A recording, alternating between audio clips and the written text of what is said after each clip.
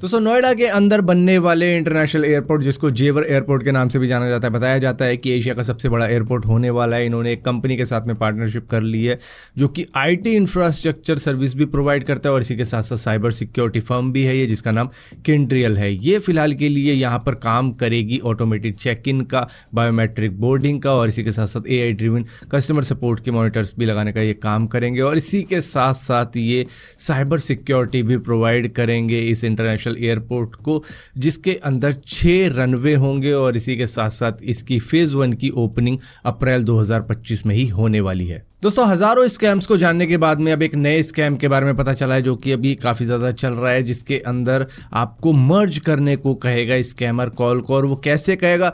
वो कहेगा मैं आपके दोस्त का दोस्त बोल रहा हूँ, उसने कहीं मोबाइल गुम कर दिया है जिसकी वजह से वो बीच में कहीं फंस गया है, तो भैया उसकी कॉल आ रही होगी, उसकी कॉल पिक करके मर्ज कर देना, मतलब कॉन्फ्रेंस में डाल देना। जिसके बाद में होगा ये कि वो कॉल आएगी आपके बैंक के तरफ से, जो कि एक OTP भेजते हैं SMS के तौर पर और एक कॉल से भी आती है। तो ये कॉल वाले OTP की कॉल होगी जिससे कि स्कैमर को पता लग जाएगा आपका OTP क्या है और वो तुरंत भर के आपका अकाउंट खाली कर देगा, क्योंकि उसके पास में अगर इस तरीके की इंफॉर्मेशन होगी आपके अकाउंट से रिलेटेड तो वो आपके अकाउंट को खाली कर सकता है। तो इसी वजह से इस तरीके का स्कैम हो रहा है। और इसमें एक और तरीका अपनाया जा रहा है कि भैया हम किसी इवेंट से बोल रहे हैं, हम किसी कॉन्टेस्ट से बोल रहे हैं, अब आपके दोस्त की कॉल आएगी, उसको आपको कॉन्फ्रेंस में डालना है, उसके बाद में सवाल जवाब होंगे और आपका सिलेक्शन हो जाएगा या पैसे दिए जाएंगे, इस तरीके की चीज़ें होंगी। उससे भी आपके OTP को लेने की कोशिश की जाएगी। तो अगर ऐसी कॉल आए तो भैया कॉल को मर्ज मत करना। दोस्तों सुनने में आ रहा है कि टेस्ला अपनी कार्स इंडिया के अंदर बहुत ही जल्द लेके आने वाला है। मतलब बहुत ही जल्द का मतलब सिर्फ 2 महीने ही बचे हैं। दरअसल अप्रैल 2025 के आसपास में टेस्ला की कार्स की एंट्री हो जाएगी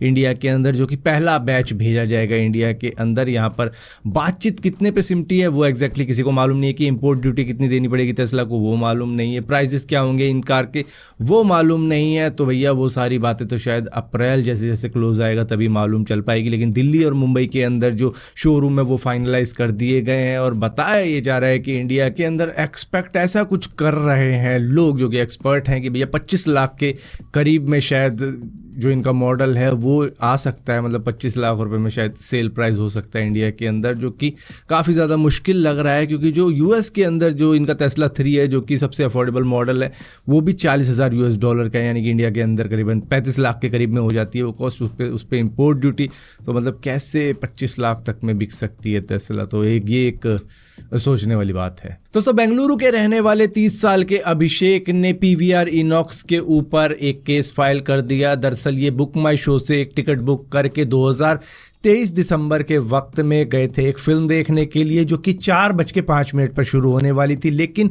थिएटर में बैठने के बाद में एडवर्टाइजमेंट वगैरह देखने को मिलती है ना, लेकिन यहाँ पर 25 मिनट तक एड्स चलाई गई, जिसके बाद में फिल्म चालू हुई 4:30 बजे और फिल्म को ख़त्म होना था करीबन 6:30 बजे। लेकिन क्योंकि एड्स चलाई गई थी तो फिल्म ऑलमोस्ट 7 बजे के करीब में ख़त्म हुई थी, जिसके बाद में इनको जॉब पे भी जाना था और इनकी टाइमिंग कुछ इस तरीके की थी कि भैया मैं 6:30 बजे जैसे फिल्म खत्म होगी जॉब के लिए निकल जाऊंगा और मैं ज़्यादा लेट नहीं होऊंगा। लेकिन ये अपनी जॉब के लिए लेट हो गए थे, जिसके बाद में गुस्से में इन्होंने कंज्यूमर कोर्ट में केस फाइल कर दिया कि भैया टिकट के ऊपर ये चीज़ें लिखी हुई थी, लेकिन ये चीज़ें मेरे साथ में हुई है। जिसके बाद में कंज्यूमर कोर्ट ने PVR इनॉक्स को कह दिया कि भैया 1 लाख रुपए तुम्हें इनको कंपनसेशन देना पड़ेगा, 50,000 रुपए इनको मेंटल ट्रॉमा के लिए देना पड़ेगा और 10,000 रुपए इनका जो कंप्लेंट का फाइल चार्ज था वो देना पड़ेगा। तो इन टोटल PVR इनॉक्स को बेंगलुरु के अभिषेक को 1,60,000 रुपए देने पड़ गए सिर्फ 25 मिनट की एड्स दिखाने के चक्कर में, और वो जॉब के लिए लेट हो गए थे उस वजह से। दोस्तों BSNL पूरे 17 साल के बाद में अब एक प्रॉफिटेबल कंपनी बनी है, लेकिन नवंबर महीने में इन्होंने 3 लाख से ज़्यादा सब्सक्राइबर खो दिए थे और सभी की एक ही कंप्लेंट थी कि भैया नेटवर्क नहीं आता, नेटवर्क स्टेबल नहीं है, सिग्नल उतने ज़्यादा नहीं आ रहे। तो अपने सिग्नल को और भी ज़्यादा इंप्रूव करने के लिए अब इन्होंने न्यू बैटरी इंस्टॉल कर दी है अपने 30,000 टावर्स के अंदर। होता क्या था कि आपके पास में नेटवर्क क्यों नहीं आ रहा था? मे बी लाइट चली जाती थी, जिसकी वजह से इनके जो टावर हैं वो काम करना बंद कर देते थे, तो कोई दूर का टावर आपके पास में कनेक्शन पहुँचा रहा होता था, जिसकी वजह से सिग्नल पूरे नहीं आते थे। तो अब नई बैटरी आने की वजह से क्या होगा कि अब इनके पावर आउटरेज हो जाती है तो उसके अंदर आपको सिग्नल आते रहेंगे क्योंकि बैटरीज इंस्टॉल की गई है। और ऊपर से 15,000 नए पावर प्लांट्स भी लगाए गए हैं और 35,000 नए पावर प्लांट्स और लगाए जाएंगे आने वाले वक्त में, जिससे कि देखो इलेक्ट्रिसिटी की तो कोई दिक्कत होगी नहीं क्योंकि नए पावर प्लांट्स आ गए जो कि कंटिन्यूस इलेक्ट्रिसिटी प्रोवाइड करेंगे और इनके पावर आउटरेज हो जाएगा, के लिए बैटरीज है। तो ये एक सॉलिड एनर्जी सप्लाई का एक नेटवर्क इन्होंने तैयार कर दिया है ताकि इनके नेटवर्क के अंदर कोई भी इशू ना आए और यूज़र खफा ना हो आने वाले वक्त में, या फिर अभी के वक्त में भी कई लोगों के पास में सिग्नल अच्छे आ रहे होंगे। तो सर जब डोनाल्ड ट्रंप यूएस के प्रेसिडेंट बने थे तो हम काफ़ी ज़्यादा खुश हुए थे कि ना जाने इंडिया के लिए क्या क्या कर देंगे, लेकिन भैया इन्होंने तो सारा ही कुछ उल्टे ही पेज लड़ा दिए। एक तो इंडियन सब जो इलीगली वहाँ पे जा रहे थे उनको वापस भेज रहे हैं और हर वो चीज़ कर रहे हैं जो कि उनकी कंट्री के लिए अच्छी है, जो कि सही है। मतलब एक प्रेसिडेंट का काम क्या है भैया, अपनी कंट्री के लिए सब कुछ चीज़ें की जाए।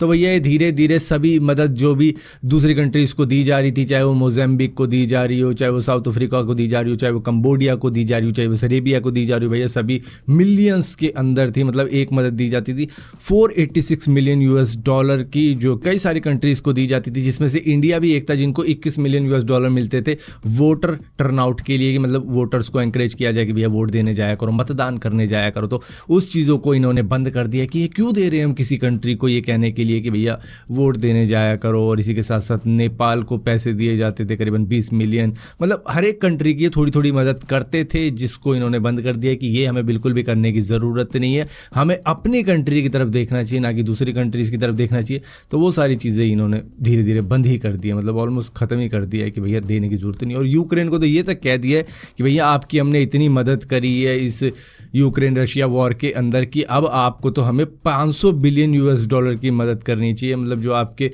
मिनरल्स रिसोर्सेज है कंट्री के अंदर, उसमें 50% स्टेक्स हमारा होना चाहिए। तो उसकी जो भी मतलब एक्सपोर्ट करोगे उसमें से 50% प्रॉफिट हमें मिलना चाहिए 500 बिलियन तक की वर्थ का। तो यहाँ पर अभी तो खैर ज़ेलेंस्की ने इस बात को मतलब डिनाई कर दिया कि ये क्या बात है, ये कौन सी बातें की जा रही है। लेकिन हाँ, ट्रंप का कहना यही कि भैया हमने मदद करी और अगर आगे भी आपको मदद चाहिए तो इस तरीके की डील हमारे बीच में होनी चाहिए कि भैया हमें 500 बिलियन यूएस डॉलर की वर्थ का आप ये जो मिनरल्स आपकी कंट्री के अंदर है, नेचुरल रिसोर्सेज है, उस पर हमारा हक होना चाहिए 50% का। तो यहाँ पर ट्रंप तो भाई बिल्कुल ही लिच्चड़पने पे आ चुके हैं। मतलब जो भी यूक्रेन के साथ वो कर रहे हैं कि भैया हमने तुम्हारी युद्ध में इतनी ज़्यादा मदद करी है, अब हमारी नज़र तुम्हारे नेचुरल रिसोर्सेज पे है, वो हमें दो 50%, मतलब 500 बिलियन यूएस डॉलर की वर्थ तक का। चाहे वो उसको बेच के जो प्रॉफिट होए उसका 50% दे दो, या फिर वो अगर हमारा मन किया तो हम बाय कर लेंगे।